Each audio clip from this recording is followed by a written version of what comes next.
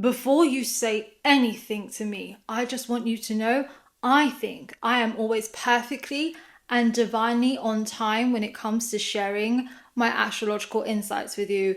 Am I right or am I right? Whenever I say something, is it not always when you need to hear it the most? Does that stuff not resonate deep down in your soul? And also, disclaimer, Hibiscus, what are you doing? Everything we're about to discuss, I already posted it on my Patreon and my Instagram page months ago. Had you been with me on all the platforms, you would have known this, but you weren't showing me that love consistently. Me no gusta. So therefore, you will not shame me into following your capitalistic scheduling. Just because you want it doesn't mean you're gonna get it.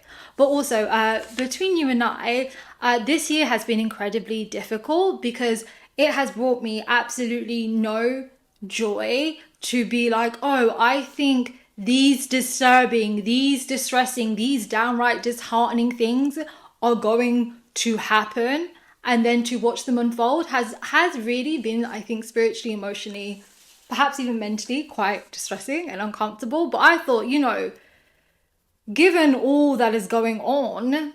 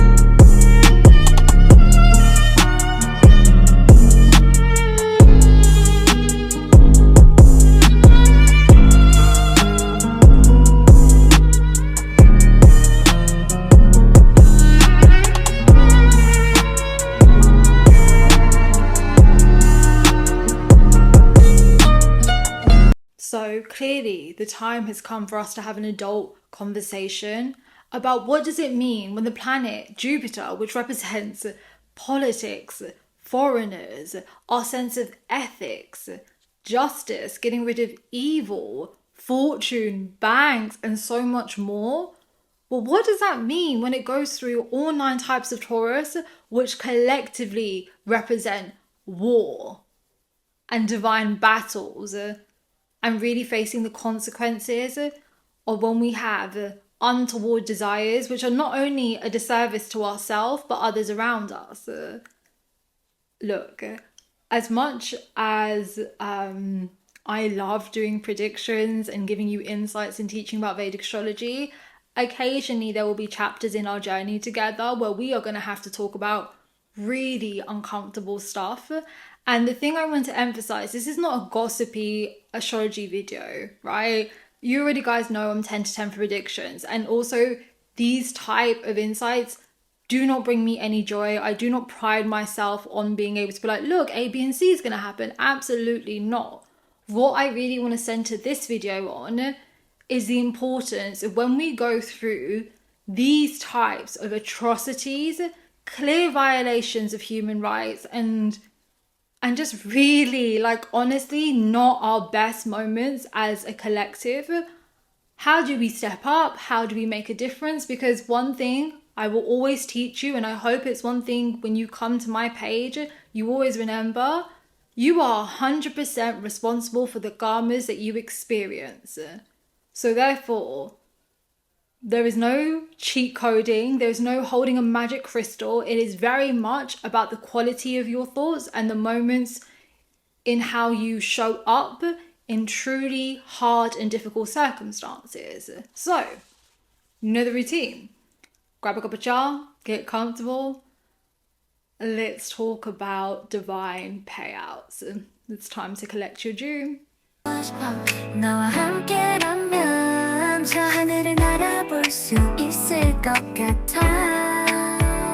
So let's discuss what you can expect from May 2024 until May 2025. Let's get into it. So, during this time, you will see a rise in fascism.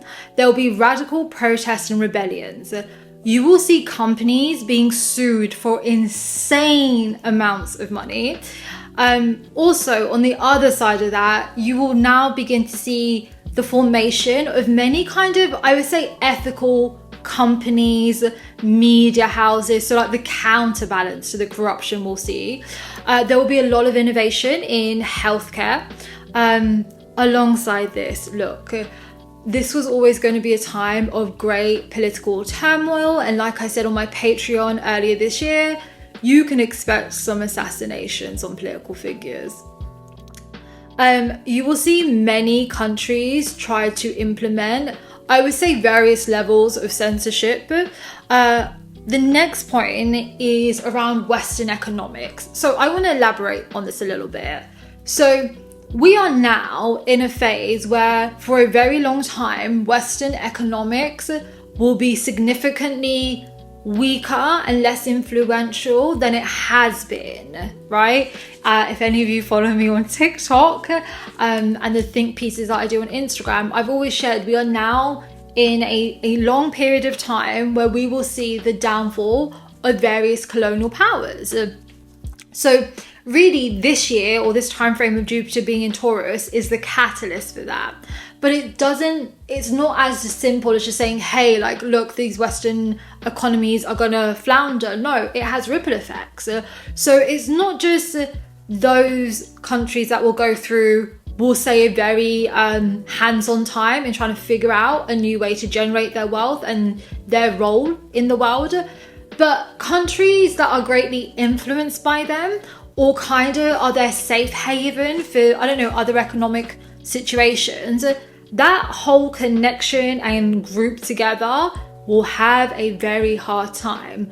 But on the other side of that, you will start to see very serious shifts in global powers when it comes to economics and influences. And I think, especially over the next 2 to 3 decades, you'll be surprised who becomes key players in our financials in terms across the globe. And I would expect radical changes across many different industries, especially the corporate spaces, regardless of the sectors that they play in. Now, the next thing, I talked about this, and I want to talk about this gently. I think there has to be a level of sensitivity and respect when we talk about certain things. Look, this was a time that I anticipated you would see a lot of shocking cases around intimate harm. Now, there is no way we can compare intimate harm. It's all disgusting. It's all vile.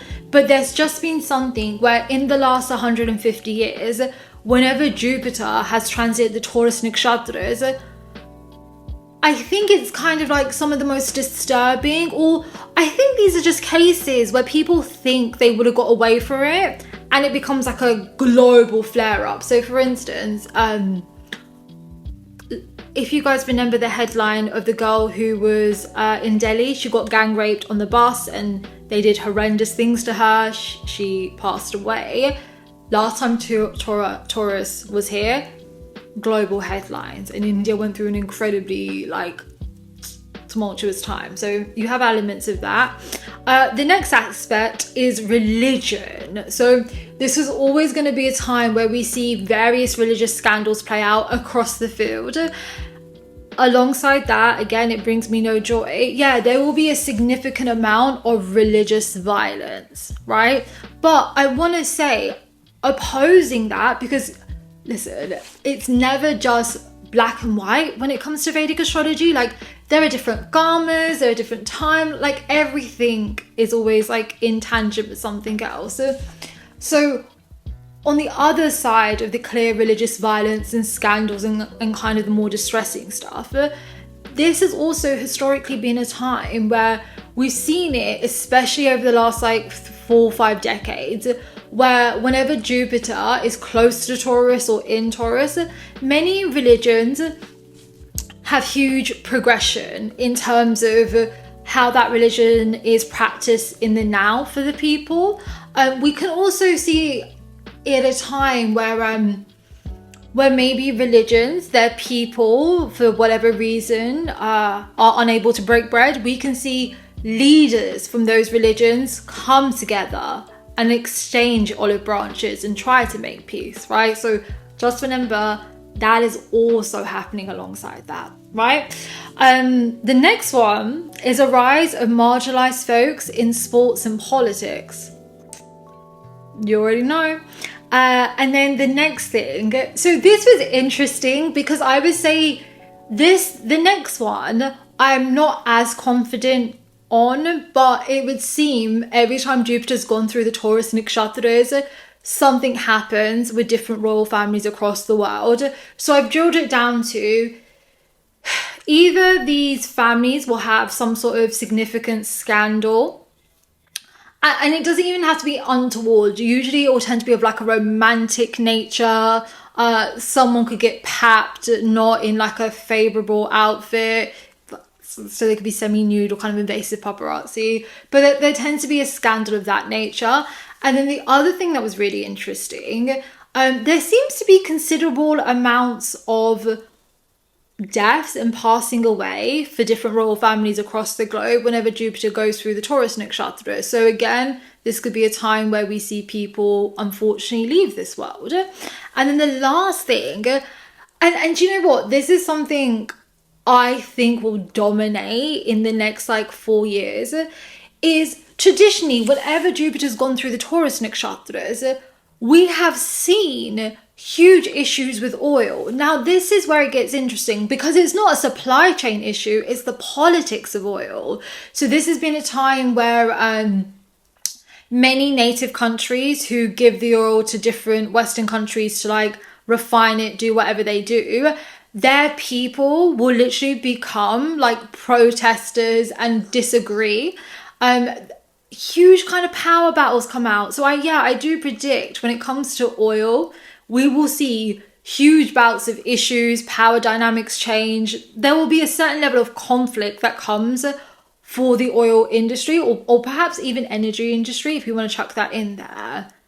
So as you can tell, in terms of the things that have been and the things that are to come, and polite reminder, we are only technically around 3 to 4 months into this transit. We still have to get to the end of this year and 5 months of next year. So what I want to touch on when it comes to what to expect is not just to scare you and scandalize, but let's talk about these things.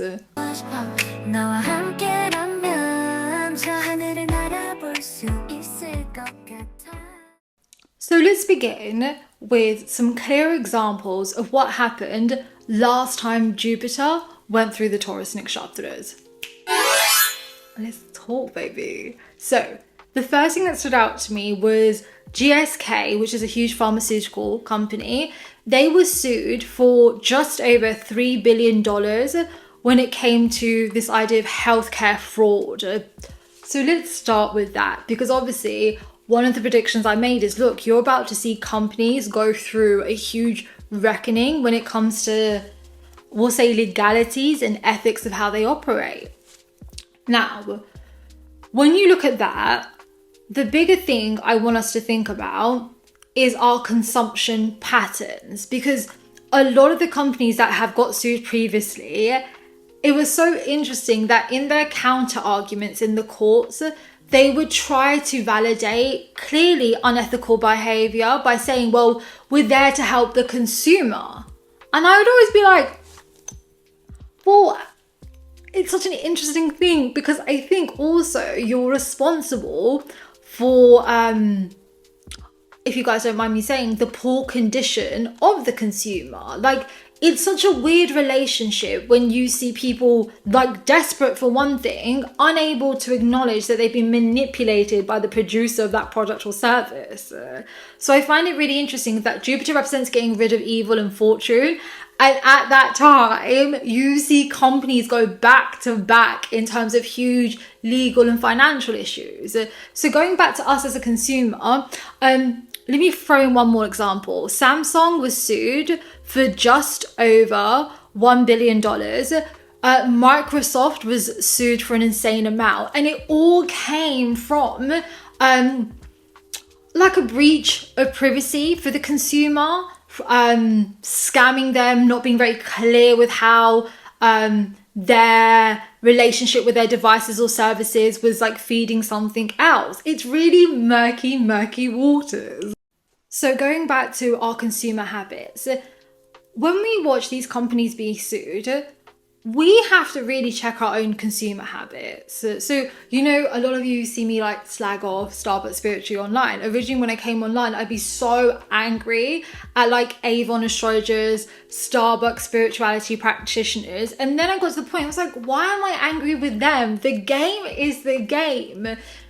If it wasn't spirituality, they would find another medium to harm, manipulate people and generate money via unethical means. The problem lays within the people who go to these people, because they would not have a business if it wasn't for us. So we have to really look at ourselves when we are learning in real time that companies are making their money in unethical ways, whether that's through the ruining of natural resources. So I don't know if you guys know, but a lot of oil companies are an absolute terrorist to West Africa. Go and Google Shell in Nigeria, you'll see what I'm talking about, right? Or look at Apple and Tesla when it comes to Congo. These are just like, they're not small examples, but this is not even the tip of the iceberg, right? We have to look at the way we play into those dynamics. So if you look at like Apple and Congo, right, because that's where they'll get most of their material to build the iPhones. We don't need a new iPhone every year, right? If we slow down what we consume and who we give our money to, it completely changes the way they do business and the profits they can make, right? We've seen it with the boycotts. I think it's been absolutely delightful to see how the boycotts have ramped up ever since Jupiter got into the Taurus Nakshatras. So if you have time, on my YouTube page, I already have a video called Jupiter Going Through Kritikka, which is the first type of Taurus, because that dominated the original part of this energy. Check it out. But I think it's so fascinating how people are like, you know what? No longer. And there is a real levels of seriousness to it, right? So again, I'm of a particular age, but do you guys remember when we were younger and you would see the PETA protests, right? And they would like throw paint on people, especially fashion houses that use real fur. No, this is that level of, I would say, passion and aggression. But because we're in the downfall of colonialism, I feel very optimistic that consumers, in a very serious way, can really contribute to the ending of companies who not only exploit natural resources and ruin the lands of indigenous people, we can actually bring an end to exploitive workforce practices. We can bring an end to the weird culture where, you know, one of the things I really want to talk about in Cosmic Jar is the difference between the status of success versus people who are of substance and bring something. Because one of the predictions I've had for a very long time is I think over the next 10 to 15 years, you're going to see the end of like corporate sectors. I think people are very much going to go back to having blue collar jobs, not just like blue collar jobs, but like trading, the gig economy. But even with that, you still deserve workers' rights. You still deserve, because the issue we don't want is we have that shift to working out what ethical business looks like, but then you still have these huge conglomerates that can harm, exploit, do real damage to small, medium-sized businesses that are just finding their feet, right? And also, we've got to talk about the long term, because if we're going to go on a journey of kind of getting to an ethical place with business, bringing pride back to many countries who have been exploited for their wealth, their people being forced to work labor for other countries, all of that kind of jazz, we ourselves have to make sure we do not somehow metamorphosize into our bodies, into the people who demented us, you know? So all that interesting stuff, right? So again, when it comes to you, a few things. Number one If you have any passions or talents, or you know you have something of substance, please do me a favor between now and easily until 2030. You don't have to quit your 9 to 5 just yet, but make this a priority. Figure a way to monetize it. Get yourself out there. Think about how to make money away from the structures that we all kind of groom to go into, because these are crumbling and they will not be useful for you. Hence, you're having all the bullying, the mass layoffs. They know what's coming. And also, as someone who like literally I read for thousands of people and some well-known people, one thing I've always found really fascinating is 2 or 3 years prior, a lot of the people I read for who are like in quite influential roles in like the private sector and stuff, how quickly they were exiting and going towards like agriculture and doing other things. And I was like, at the time I wasn't thinking too much, but now we've got here, I'm like, so for the rest of you, go, like, please. The next common thing was, you know, when I was looking at the last 150 years, it would seem that a lot of very disgusting, like bewildering cases of intimate harm became public knowledge. One of the ones that stuck out to me was, unfortunately, the victim of the Delhi bus gang rape. Now, I want to talk about this sensitively because I really do not wish to make anyone feel comfortable, and God forbid you are a victim of intimate harm. But you know, one thing that was insane about this case was not that it happened, because unfortunately, like, Google the statistics of intimate harm across different countries around the world. I'm talking like 1 every minute situation. But in this unique case, it was how many people tried to protect and hide the absolute monsters and spiritual scabs that had harmed this woman, right? And it was that, right? And what it did, it was stirred a conversation around what is the culture in our communities that allow intimate harm to occur, because this happened in public. That's one thing people don't talk about enough. There's often this kind of stereotype that we think intimate harm is being done behind closed doors. It's like a wife that's beaten up on. No. Intimate harm is like an epidemic of its own. And one of the things that I wanted us to really focus on is, look, inevitably we are going to hear of, again, crazy cases. But my wish is, what do we do in our respective communities where, number one, it starts with the victim? The issue is there is still so much stigma of people who are victims of intimate harm, whether they're women, men, children, the elderly, like, oh God, the list goes on and on. There is inherently a culture of shame for these victims, and especially in India. So like, if you guys didn't know, I have grown up between the UK and India. I travel a lot for work.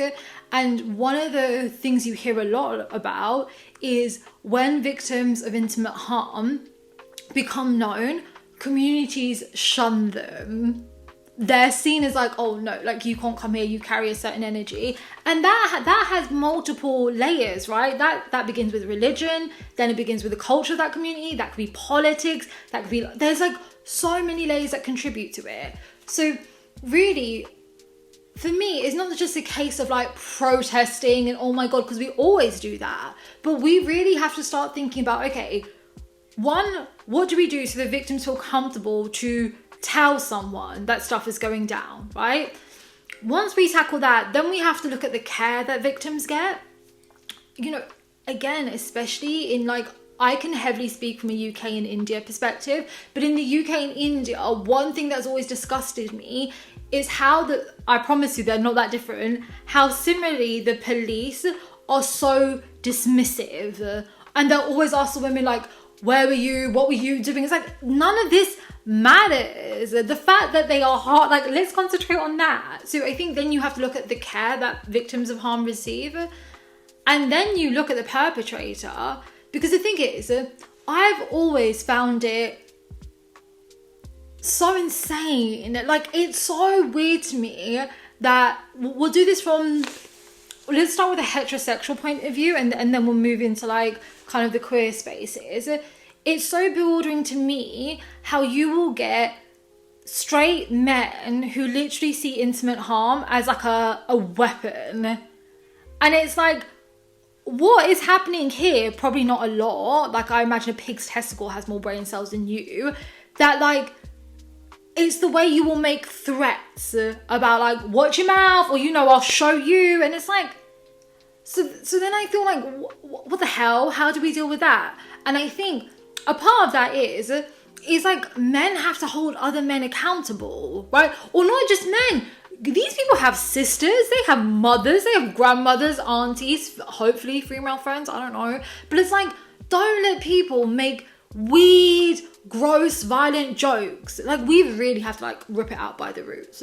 So it begins with that, right? And then also, I don't know, like, I think as a woman, it's always very weird to talk about intimate harm, because like, I still don't understand what is in your heart and mind, and again, probably not a lot, that you think this is okay. And when you learn of like, especially in India, it's very common, you'll get a lot of cases of like gang rape, right?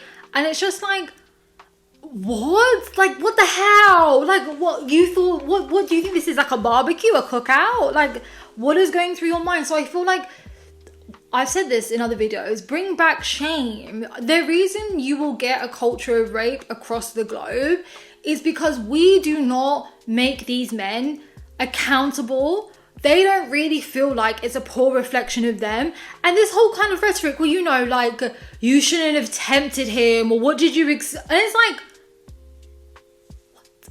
So I think all of that, and I do wonder if anything goes down during like the Saturn retrograde, if there would be like a whole kind of rethinking for countries and their judicial systems in terms of how you punish someone who is a predator.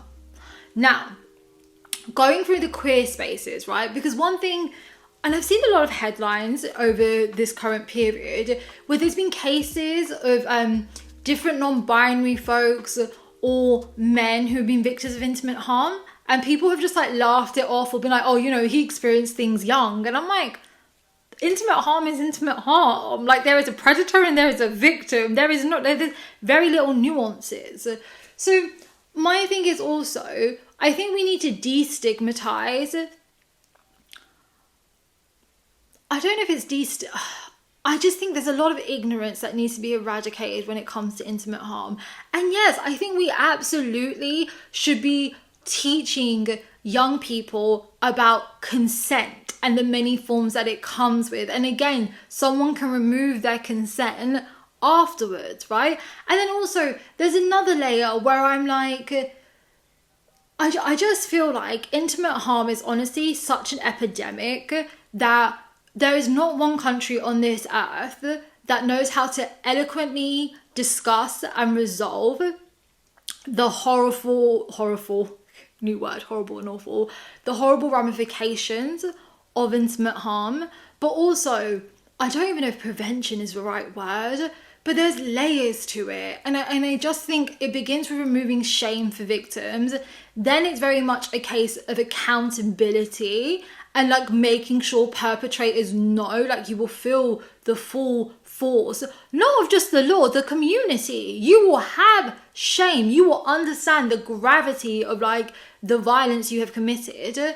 And then I think long term, I don't know if it's an education piece, because I don't think you should have to educate people not to commit acts of violence. What does that say about us as communities, you know? But yeah, again, I think expect that. We've seen it a lot previously, and it's often sparked huge conversations and protests in those chosen sectors.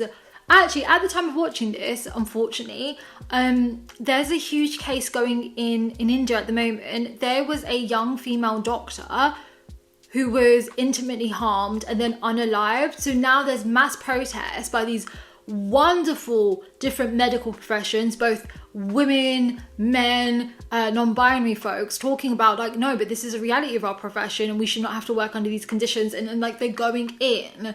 So yeah, it'll be really interesting to see how things unfold. the next thing I want to touch on was there were several political figures who used to be in power or were kind of in their last term of power. They were put through their retrospective political legal systems, and they were held accountable for like crazy behavior. So an example of that, and please mind my pronunciation, I'm working on it. The Italian Prime Minister, Silvio Berlusconi. He basically was imprisoned.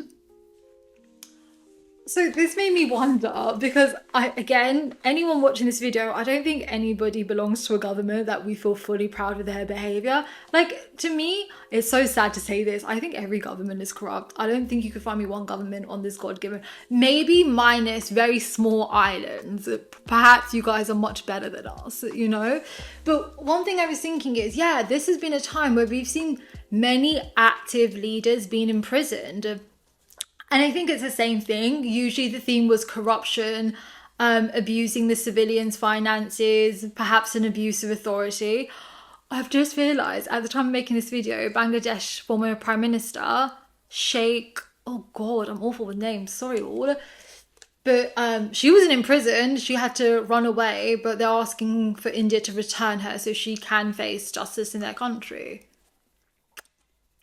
I mean, the downfall of colonialism and all its outreach is happening. But one thing that's interesting, and I'm not an expert in these matters, but there was a lot of conversation that's saying that the Americans basically are responsible for her being ousted and usurped, because essentially they were saying to her, either accept like American support or something like that so they could have the Bay of Bengal. Guys, again, Asia is really coming to power, and I imagine the politics with the West is about to get very interesting. But essentially she didn't budge. So then there are these observations that people feel like the American government financed her opposition and basically put together this kind of, I don't know, coup, and then it's escalated to what it has. Let me just show you images of what it's escalated to, just in case you're wondering like how deep it runs.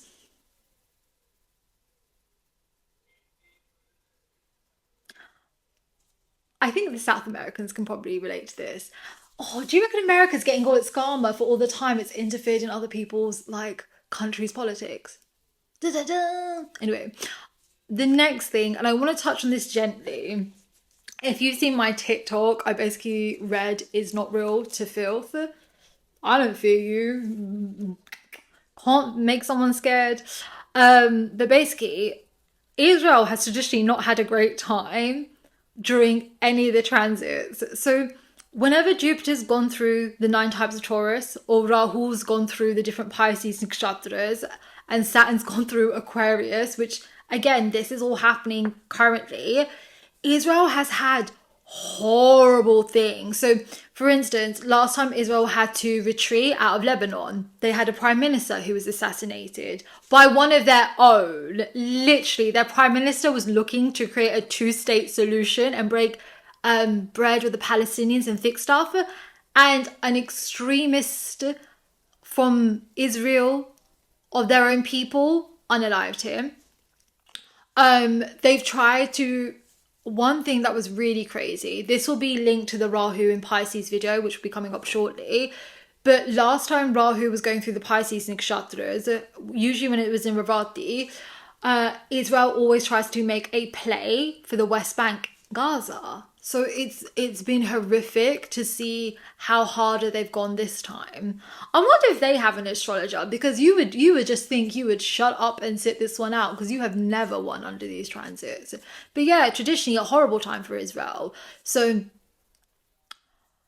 we can only hope and pray that it's their downfall, but it will take a few decades. Yeah, it has been my personal observations. Go and check out the TikTok video I made for it, actually. But I think, again, we're seeing it in real time. I think a complete destruction of their global reputation. I think you will see an ending to the financing of Israel. They're going to take a significant hit, But my thing is, I think a lot of it will be self-destructive. I truly think the things that unfold for Israel, because the one commonality they had when they've had to retreat from countries they were attacking, a lot has always happened for them and it hasn't worked in their favor. The one commonality it had, it was self-destructive. Like, it was all done by them. It really was not the opposition that affected them. It was internal matters that escalated and ended it. I don't know if you guys know, but that Eastern European guy who's the president or prime minister of Israel, I think his people currently want to oust him. So, I don't know, watch that space. The next thing was, so in general, right, WAR is a huge theme when Jupiter transits Taurus. So, for instance, RIRA attacked the MI6 in the UK. The president of Yugoslavia surrendered for war crimes, all that kind of stuff. And there were various protests all across Europe, and there was like an increase of extreme right-wing ideology, as many of us would know, fascism. And again, I've been warning you all, should have been following me on Patreon and Instagram. But let's break this down, right? Because I think we can be hopeful, but we should also be realistic. So let's start with the good stuff in terms of the imprisoning of obvious war criminals. So at this current moment in time, the International Criminal Court have, I believe, released warrants for the arrest of many Israeli officials. And I believe at one point, and that's why I think it's been really interesting to see this switch of rhetoric coming from Europe and the UK, not so much the US still at this moment in time, but it was alluded to that, hey, if you do not get behind us to basically arrest these war criminals, we will then issue warrants of arrest for any countries and leaders who were complicit in supporting Israel in its genocide of the Palestinians. So when Rishi Sunak originally called for the election, I was like, he's already due to go through a horrible year next year. And I thought it's interesting he ducked out before it could get worse. But I was wondering, I was like, are you ducking out because they've made those threats? And then technically you will be dragged into like an international criminal like court system. And obviously his in-laws are very powerful, so it's emphasis. But then I was like, I don't think India would interfere with you being in ICC. Like, India is thriving. I would see no reason for Indian government to defend you. And also, you're not an Indian national. Your wife is, but you're not. So I was just like, so there is glimmers of hope for justice. And again, very fortunately, many of you are from all different parts of the world. So from the different news articles and videos you guys have been tagging me in for your retrospective countries, I believe we're seeing this play out in South America. Shout out to the Caribbean going hardcore for its independence. Things are happening in like South Africa, East Africa. So I think we're seeing a build up, but everything has its own timeline. Then I wanted to talk about, I think we have to talk about the acts of clear terrorism that occurred during this time. Now, I have two lenses, right? Because if you guys don't know, I come from freedom fighters. Hello. What do you expect? Of course, the apple doesn't fall too far from the tree. So number one, right? Obviously petrifying. Nobody wants to be going to buy their eggs and milk and then pow, like, please. But the one thing I was thinking, right, if you guys don't know, obviously by this very strong British accent, I'm obviously British. We had race riots here, right? And it is the first time that, like, my family were like, you are not to leave the house. Like, we didn't leave our house for a solid week. And I was like, these people are terrorists. If the shoe was on the other foot and it was like, there are these brown extremists, they wouldn't even care about religion. They would just paint us all as Muslims because that's the West's agenda against Islam and be like, they're all Muslims and they're all out to get... Do you know the way we would have been reprimanded? People would have been busting through our front doors. Like, I just thought it was interesting how it was delayed going after these terrorists. Because they are terrorists, they're extremists. You think you are causing civil unrest. You're committing violent acts. What else do you need to be considered like an extremist or terrorist? So that was one lens of it, right? It's like the hypocritical nature of who is tried as a terrorist. the other aspect I was thinking about, because obviously we're in the downfall of colonialism, and I don't know about you lot, this is so embarrassing, but I feel like I'm always learning about the world, and it's so different to what I thought it was growing up. And I also realized how much propaganda we are given, like through the education system, maybe even through like our own cultural retrospective ignorances about other communities. But I was like, oh my god, nothing is what it seems at all. And a part of that thing has been, you know, I think sometimes we have to be mindful that maybe our media outlets or whoever influences the way we get our knowledge or intel about other countries, they might have certain biases that make freedom fighters look like extremists and terrorists, and they're not. So I think that's something to be mindful of before anyone goes, have you heard about A, B, and C? No, no, no, no, no. Because never in my life, and I'm not surprised, that's why I will constantly do things about Elon Musk on TikTok and read that man's charts to filth. But I was like, look at this man be like, freedom of speech, and then literally be like, I cannot believe they're arresting white extremists who are killing brown people in the streets. It's like, sir, liberty does not include us getting unalived in countries. And even then, right, I found it really interesting, like how people have tried to humanize victims of terrorism. Like, no, it doesn't matter what your employment status is. You deserve safety. You should not. What difference does it make if I have a master's or if I don't? No one should have had a knife to my neck. Like, what the hell? So we have all that to contend with. The next thing going on to that, the US lost its seat on the UN Human Rights Council. Listen here, and I think we could tie this into the protests that we saw all across Europe, and typically in the West when Jupiter goes through Taurus Nakshatras. Originally, my title for this video when I was creating it on Patreon was going to be like, it's time to get paid out on your ethics. Because I was like, it's so hard to ignore how all these different experiences, all the different emotions, the religious understandings, the cultural frameworks, all of it, at its core, is showing you the hypocrisy of like the savior complex. So one thing I've always found fascinating is when people think certain countries are more progressive. So I always love to use the example. So in America and even the UK, there's been a lot of regression when it comes to healthcare acts, especially around abortions, right? Did you know India is one of the number one countries for the most progressive laws when it comes to abortions? But you would have the world assume that we're like impregnated against our will and blah, blah, blah. And a part of that conversation is access to the healthcare and the stigma around like getting it, but it's legal. Constitutionally, women can get abortions very late into their pregnancy, and there's no shame. It's accessible. It's a cultural piece that affects that. But I was like, so there is something around all this chaos, all these kind of moments of pure ignorance at its worst.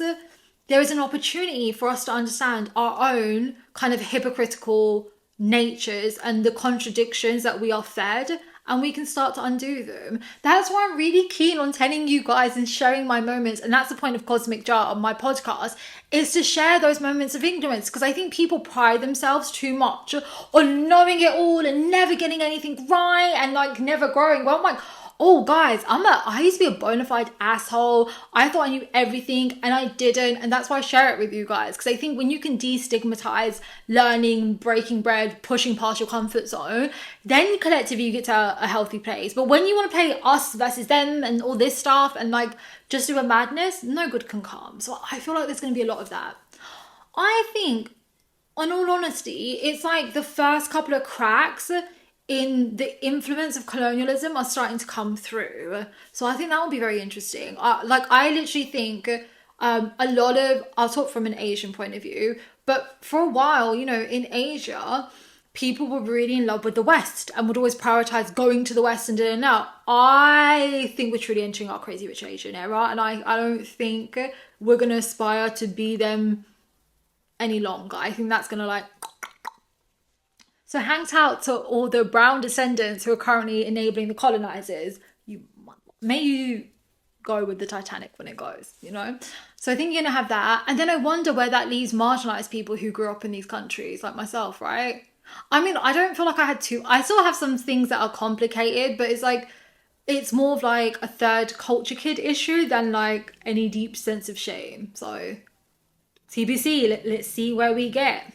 I think it'd be freeing for a lot of people, even white people, right? I've always said this, working white class people do not benefit from colonialism. You guys are like one of the worst victims. It's like they make you think you have these privileges, but you are just the pawns they use for the elites to have power. So I think you guys will find rest and respite and integrity and dignity restored to you, and you won't inspire to come like your abusers. So onwards and upwards, people, onwards and upwards. Now, the next thing we saw a lot of was big conglomerates buying like kind of niche and up and coming companies. So for instance, Yahoo bought Tumblr. So immediately what came to mind, I know things have gone silent on this front, and I don't know where TikTok is with their legal battle against the US government, or it might fizzle out now that Biden's no longer like the head of the Democratic Party. But do you remember there was this whole thing of TikTok can only stay open if like a US conglomerate buys it, and then it got really scary because we thought Elon Musk was going to buy it, and then we're like, I still stand on my Elon Musk, like, F that fascist billionaire. Oh, boycott that man. Boycott him.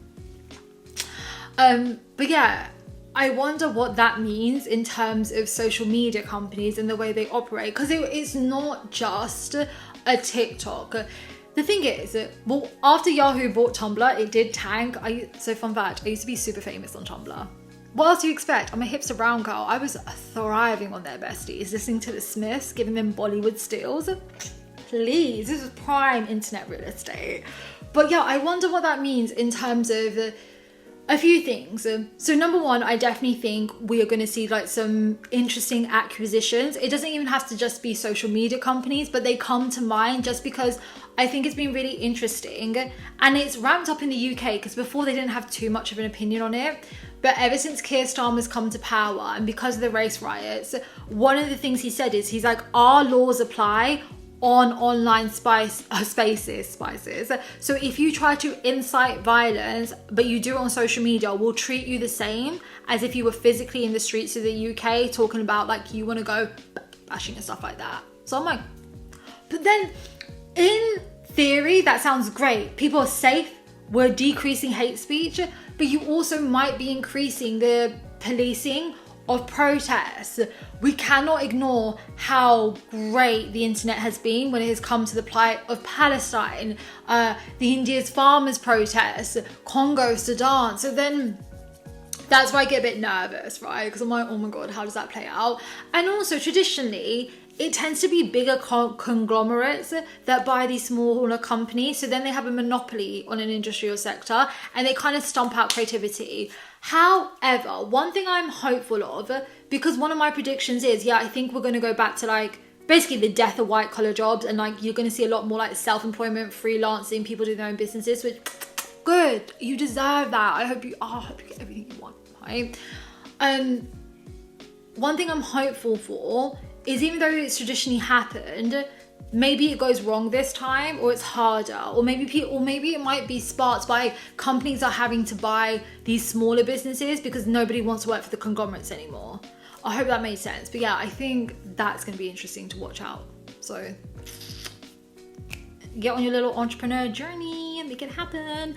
And also, even if you don't aspire to work for yourself, which understandable, I think in the coming decades, teachers are going to be empowered.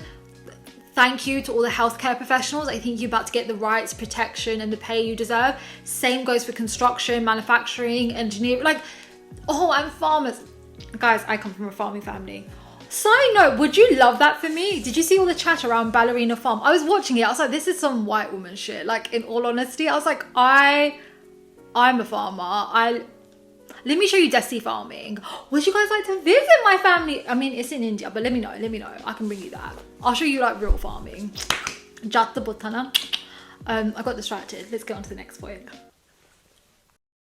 One of the other things that really stood out to me was IBM created, I think, its first software for artificial intelligence. So I think during this time, two key things are going to happen. So number one, I think you're going to see more companies release their AI software. I don't think AI will ever be advanced enough to take people's jobs. They're literally trying to scare you with that, because if you look at the trajectory of how corporates are dying, they're not dying because of the tech. They're dying because people don't want to work for them anymore. So don't let them brainwash you and scare you, bestie. You have so much power, right? So yeah, at this time, I think you can see the deployment of a lot of interesting AI. And because we are just in the area of like getting rid of evil and ethics and the downfall of colonialism, I was wondering if there's like heavy conversations or some sort of movement in actions in around policing AI, holding people responsible for the ethics of AI. Because the one thing that makes AI scary, it's only a few people that have control over the software and like have a real thing. So I wonder if like countries will ban it, or there might be like huge resistance against it. So I say this all, I use ChatGPT to help me like get my schedule together. Do you want to know an interesting story? I literally think someone has took the knowledge I share online and been feeding it into ChatGPT, because someone's like, oh, I got A, B and C and it sounds like you. And I was like, can I sue? If you're a legal person, let me know if I can sue them, because I'll be down for that. I'll become the face of people who took down unethical AI. But yeah, I think you see stuff like that. The other thing, well, we haven't talked a lot about it, was the finance and economics. So specifically, a lot of European banks were downgraded or closed down traditionally when Jupiter's gone through the Taurus Nakshatras. So a downgrade means either like their services are like notably downsized, the power they have, the way they operate in certain markets is restricted, and then closed down means closed down, they're no longer with us. So I'm wondering, I don't know about you lot, but you know, everyone's like, we're moving to a cashless society. That hasn't been my experience. I think a lot of people are still very resistant. Obviously, it's so hard to ignore the convenience of a cashless society. But for now, I think a few things, right? I think number one, I don't think there's going to be a closing down of too many banks, or I don't think they'll be impacted in that way. But I think the way we consume our banking services would be radically changed or challenged at this time, if I'm honest with you, right? And then the last thing I had was actually around religion. So pay attention to my next episode of Cosmic Chart, because I'm going to start teaching more about religions, astrology, so you can pick up more. But obviously, we're in a time where it's like the rise of extreme douchery and like the clear evidence of the douchery that's been going on, right? Everything comes to the forefront. Like an ugly cyst ready to be, what do they call it? Is it sliced? It's not sliced. I know this because I used to have a cyst on my butt. It was like the grossest experience. But that cyst is getting ready to be opened. But alongside all that weirdness and chaos, some pretty cool positive things came out, and a lot of it was actually religious focus. So one of the headlines that I read when I was going through the different time periods was this one. Where is it? The Pope met, where is it? 2 sets, guys. I should have done this. The Pope visited a mosque for the first time and like documented its history, and I was like, scheme? Sounds great. We love religious unity, right? And other stuff was, there were a lot of like the Church of Scotland, Church of England, like different schisms of Christianity. They allowed gay priests to start practicing and holding ceremonies. So I'm like, oh, alongside all this chaos, because God is good, and I think God is the biggest fucking comedian, God was also like, but let me show you the other cool shit that's happening. So a part of me was like, cool, okay, maybe at this time, don't get me wrong, I think there will be more religious scandals and there will be good stuff, but it seems in the midst of all this chaos, all this corruption, all this clear consequences of the most extreme manufactured ignorance, you saw huge glimmers of humans just being the nicest, the kindest, and being like, listen, I don't care about history, let's do it differently. Just because this was what been doesn't mean this has to be what is. So I think I'm hopeful. I think a lot of good things can come. And if anything, I think they may be coming because people are sick of the extreme violence and like outright hate, discrimination, the the wealth inequalities. I think sometimes God delivers his angels, or those people who like underestimate themselves, finally bloom. Like the lotus flower, right? We'll check on that on my next astrology video. It's very much lotus flower season. Lotus flowers bloom from the most muddiest of waters. So now let's talk about Jupiter.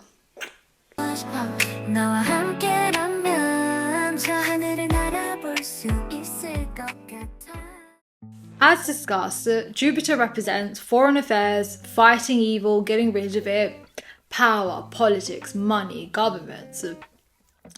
The one thing I want to say is the things we see play out, it's not an isolated incident, and you really must not think of it as a be-all and end-all. So around 2030 to 2032, the karmic axes are going to enter a really, really intense placement, which signifies a huge battle between two distinctly different ideologies, ways of life, all of that, right? My personal feeling is, and that's why I'm gagging. Literally last year on Patreon, I remember being like, I hate delivering bad news. I feel like I have to really work on it for some reason. And then look at all 2024 has brought. Just a reminder, like, I literally have been named Carefree Brown Girl since a teenager. As much as I, as a child, enjoyed looking like Wednesday Addams, there's nothing soothing about doing it in your adult life. But for me, I feel like everything we see unfold as Jupiter transits the Taurus Nakshatras, it's setting the foundation of that showdown to come. And I feel personally, look, all this chaos is there to invoke change. All this kind of ignoring what needs to be healed, well, now you're seeing the consequences of that. All the corruption that's so clearly visible, my gut feeling is people are being shown all this to pick a side. Now, I would usually be very careful of that rhetoric, but when the corruption is that bad, the violence is so normalized, all the inequalities are just seen as norms. No, I think in these moments you have to stand up, and it makes me even more like, I think this is something bigger and deeper, because 2024 is a Saturn ruled year, and we've come straight off the back of a Ketu ruled year, where I'm literally like, okay, so sad girl year is over, but accountability, responsibility, and you will be answering for your actions, well, this is in full effect when everything is playing out. And I remember saying, like, earlier in January of this year, when I was like messing around on TikTok and like creating kind of like different videos, where I was like, guys, like, please be very mindful of the things you do this year. I have this feeling that the decisions we make, the paths we choose to go on, the people we associate with, I'm like, I think these karmas are going to be locked in and played out for the rest of our lifetime. Like, I was like, oh, whatever you do, this shit is sticking with us. So be mindful. So whilst you are not responsible for your government's decisions, like, at all, you do have the power to protest. And I appreciate I'm saying that at a time where protesting is really scary. You absolutely have the power to vote. One thing I've always so I used to be a very famous D&I consultant. Like, I've worked with like all the biggest companies and governments. It's not something I'm really proud of either, because I'm literally like, well, look at the state of the world. So I don't really feel that great about my work. But one thing I used to teach a lot, I was like, listen, revolutions happen in the everyday. Like, this whole idea that people would do a training course, or you would do like these big performative acts, or hire these people, that change doesn't come through that. Change comes through the conversations we have, the things that we normalize, the behaviors that we praise. Like, it's very much in the day-to-day, what we enable, what we say okay, what we're indifferent to. When you look at many revolutions across the world, they've been a slow build-up of people detaching, becoming aware, learning, feeling again. It's almost like they go through the reverse of being desensitized. And that's one thing I really want to emphasize to you all, and I said a lot of Instagram, is make sure you vote. the whole thing is colonialism and different layers of destructive authoritarian governments and people who abuse and exploit people, they will construct systems, norms, everyday life to weather you out. I think it's so crazy that as we've seen the rise of fascism occur, how many people are getting more physically sick? How many more people in a capitalist society suffer from autoimmune diseases and conditions? All interconnected. One of the most bravest acts you could do is care, to be engaged, to be passionate, to find your own joy. Do not desensitize. Don't get detached. Don't disassociate. That's a part of the problem. And also, when you look at the power scales, often we feel intimidated because these people are this much of the population. This is much. Like, this is much. We are this much. Who do you think actually holds the power? But it comes from unification, it comes from education, and it absolutely comes from engagement. You do those three things, you watch, right? Obviously, again, during this time, we're gonna see a lot of eye-opening moments. I think we will begin to see the structures being built. It's not the final product of how to fight against corruption and that outstanding evil and exploitation of cultures, of people, of land, of resources, all of that. So if I start to like break it down, and oh my god, I'm currently writing them, but please go and follow my Patreon. I'm doing like these big horoscopes about how all this energy applies to you now and then coming to May 2025, and I love them. I think they've been the most helpful horoscopes I've created for people. But like, so if I could do my childish good side and not so good side. So for these people, the Mojo Jojos of the world, who've gained through oppression, exploitation, unfair means, reckoning is coming and you can see it coming. Now, does this mean you're going to get served complete justice during this time? Not absolutely. But you're going to start to figure out you can no longer monopolize, benefit from the nonsense that you've been doing. It's changing. Lay of the land. That will also have some scary consequences, but we'll deal with it one thing at a time, hibiscuses. Don't you worry. Now for my little angels. Look, the years ahead won't be easy. They're not gonna be. But my personal experience has always been, in these really hardcore moments where you feel so helpless, you feel like change can't come and all of that, that's where the best people arise from. This is where you get your game changers. This is where you get your leaders. This is when you get your community people. This is where you get the entertainers and the artists who create stuff that makes all different kind of people be seen. I didn't include it in this video, but so much cool art was created during this time also, right? And it's like timeless cult classics. And also, it's not just a case of the birth and like the redirection of these people and we get all these cool people come into alignment.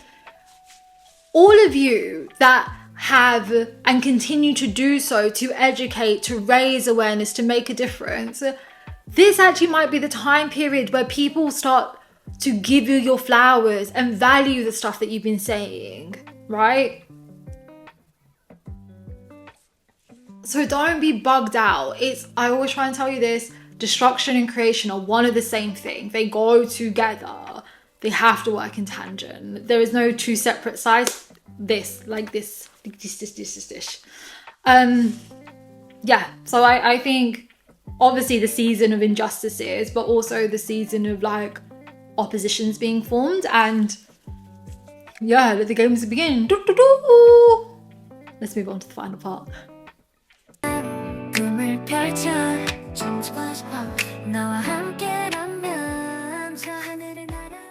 Now, obviously, you can understand the nature of Jupiter. Just remember, Jupiter represents 200 different things, but those themes will feel very dominant during this time period. Let's concentrate on the Taurus Nakshatras. So, firstly, let me give you celebrity examples of people who've had their Jupiter in Taurus Nakshatras. So, firstly, let's start with Kritikka. Tony Blair had Jupiter in Kritikka. So that was a UK Prime Minister that, one, increased better social services for the UK, but also took us to a war with the Middle East and basically committed war crimes. The Buddha, like the Buddha himself, my man here, you know, the ones where snails crawled onto his body to protect him whilst he was deep in meditation? Yeah, man like Buddha over here also had Jupiter in Kritikka. And then the final example I had for the Kritikka, Wendy Williams, Miss Hot Topic herself. So I thought this was really funny in terms of the spectrum of these people, right? Because we're only focusing on their Jupiter placement. All three of them, they have it in common. They have the Kritikka Nakshatra with Jupiter. So Kritikka is often symbolized by a flaming sword. So it talks about someone with incredibly sharp speech who delivers the truth, enlightens people. You got a politician, you have a celebrity truth teller, because I think we can agree there's not a moment in time. Wendy never told a lie. Never. You have all that, right? And then obviously Buddha, enlightened in your, like literally there's a whole religion out there. There's millions of people following his truth. So what I thought was interesting is that's where the first glimmers of hope came to me, that I'm like, even the most unsuspecting, you wouldn't think care, even their life trajectories, when you look at all three of them, it's so interesting because I think deep down they always probably knew their purpose, but to see how they manifest that energy, how they use it, the grit they had, the passion they had, and it's like, I'm gonna do that regardless. So it's like, with the Tony Blair example, I'm not letting this man off gently. Please don't, it's not that kind of channel, right? One thing I think that does a good idea of that balance, right, is even though he was a good prime minister in terms of, because I was a child under his Labour government, I had, I think on paper, one of the best education that like you could get at public school, right? And it's deteriorated for the generations after me. Whilst that is amazing, and yeah, those are some of your better qualities, that does not excuse the war crimes you committed. It does not excuse the blatant abuse of power, right?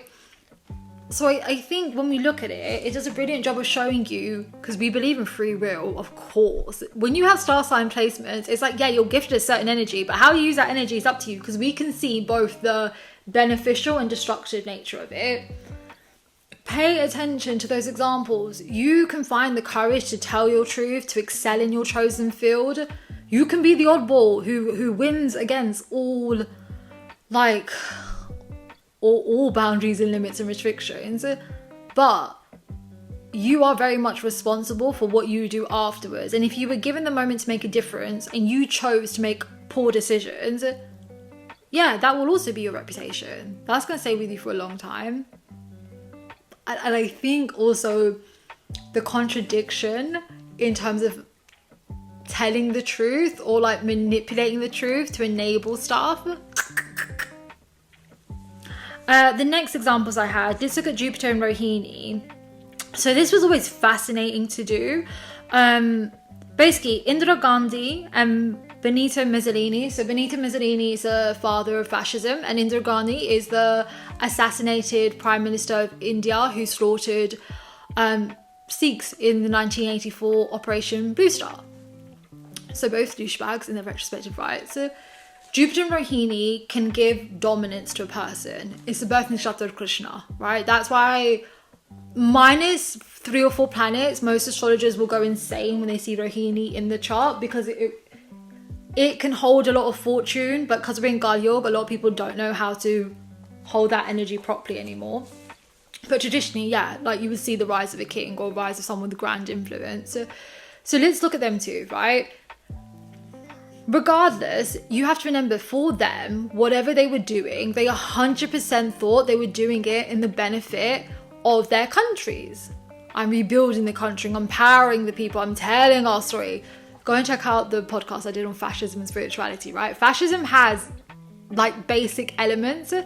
Between both of them, 2 sides of the same coin.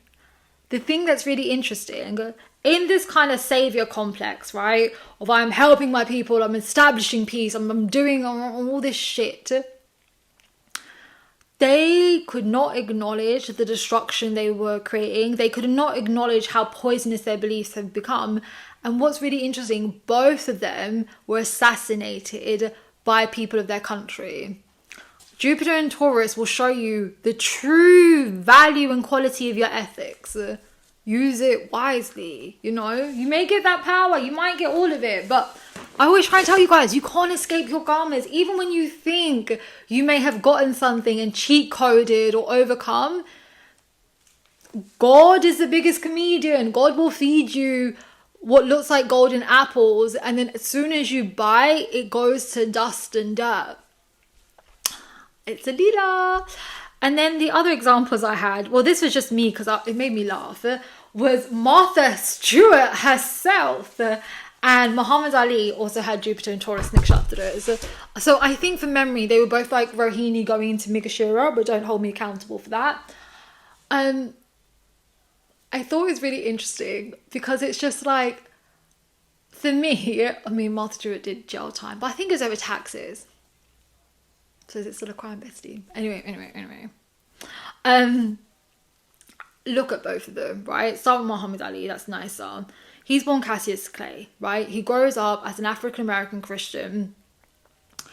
He is excellent at boxing, but he's still doing this at a time where, like, what am I saying at a time? It still exists. But basically, huge amount of civil unrest, social injustices, right?